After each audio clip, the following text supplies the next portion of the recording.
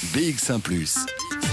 Toujours plus d'actu. Pour l'instant, à faire un petit détour par le monde des télécommunications et des nouvelles technologies. On est en ligne avec Petra De Sutter, ministre fédérale de la fonction publique, des entreprises publiques et des télécommunications. C'est ça qui nous intéresse maintenant. Bonjour Petra De Sutter, merci de passer quelques minutes avec nous. Bonjour. On va parler d'un accord que vous avez réussi à conclure ce matin en comité de concertation entre le gouvernement fédéral et les gouvernements régionaux. Et cet accord, il va permettre de lancer les enchères pour la 5G. Ça veut dire, pour traduire pour tout le monde, qu'on avait un dossier qui était relativement bloqué, difficile. Il vient d'être débloqué et on va voir la 5G arriver en Belgique bientôt.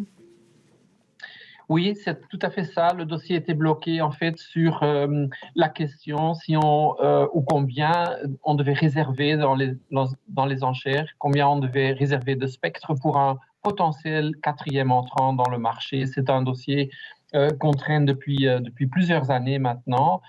Et le compromis qu'on a fait, c'est de diminuer le spectre réservé pour que, en effet, la chance que ce soit un quatrième opérateur pour le marché consommateur, cette chance-là, elle va diminuer parce qu'il y a moins de spectre de réservé, mais on laisse la porte ouverte pour un entrant qui veut se concentrer sur le marché des entreprises, donc B2B, business to business, comme on appelle ça, et c'est là où les applications les plus importantes de la 5G se trouvent. Oui, pour faire simple, hein, on envisageait d'avoir 4 opérateurs, donc 4 réseaux, ça prend beaucoup de place dans la gamme de fréquences. Finalement, vous optez pour un système qui va être 3 réseaux plus 1, donc 3 réseaux avec des opérateurs grand public et un réseau pour l'opérateur B2B, donc qui va se concentrer sur les professionnels, pour faire simple. Cette histoire de spectre et de largeur dans la gamme de fréquences, elle est importante parce que c'est ça aussi qui bloquait avec les régions, et notamment la région bruxelloise. On avait peur que 4 réseaux, ça voulait dire beaucoup d'antennes en région bruxelloise. Ça veut dire qu'on peut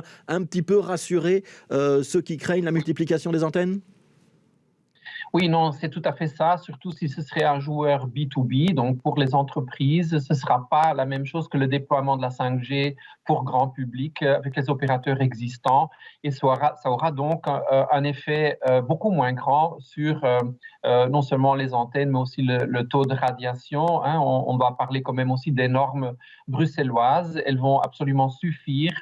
Et ça, c'était une garantie que la région bruxelloise nous a demandé, que le régulateur, l'IBPT, a pu donner, ce qui a fait qu'en effet, c'était un compromis acceptable aussi pour la région bruxelloise. On parle de consommation d'énergie, bien sûr. Ce sont les préoccupations, en effet qui jouent dans tout le dossier de la 5G, en effet, du quatrième opérateur. Donc, le compromis va permettre des applications B2B de toute façon, sans en effet faire augmenter largement la consommation énergétique, la radiation, etc. Et tout à fait rester dans les normes qui ont déjà été augmentées maintenant bruxelloises. Elles vont être suffisantes. Ça, c'est une garantie que l'IBPT nous a donnée. Donc, on est un peu rassuré sur le point de vue de la santé publique, des radiations et du nombre d'antennes dans le paysage. On peut être inquiet, en revanche, en termes de prix, parce que moins d'opérateurs, ça veut dire peut-être moins de concurrence, et ça veut dire qu'on aura peut-être des prix de 5G qui seront assez élevés en Belgique ?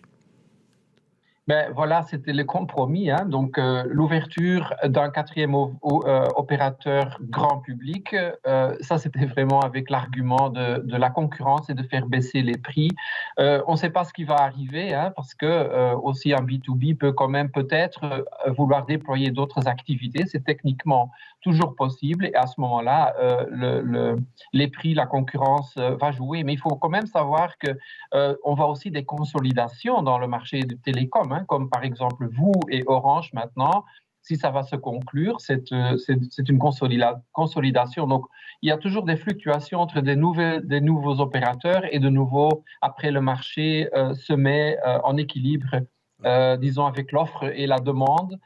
Et c'est ça le jeu du marché, évidemment. Une dernière question, Petra De Sutter. Donc, il va y avoir donc la mise aux enchères de ces fameuses fréquences 5G. Concrètement, pour le consommateur, notamment pour le consommateur bruxellois, ça veut dire qu'on peut espérer voir la 5G débarquer à quelle échéance ? C'est pour l'année 2022, c'est pour 2023 ? Vous avez une idée ?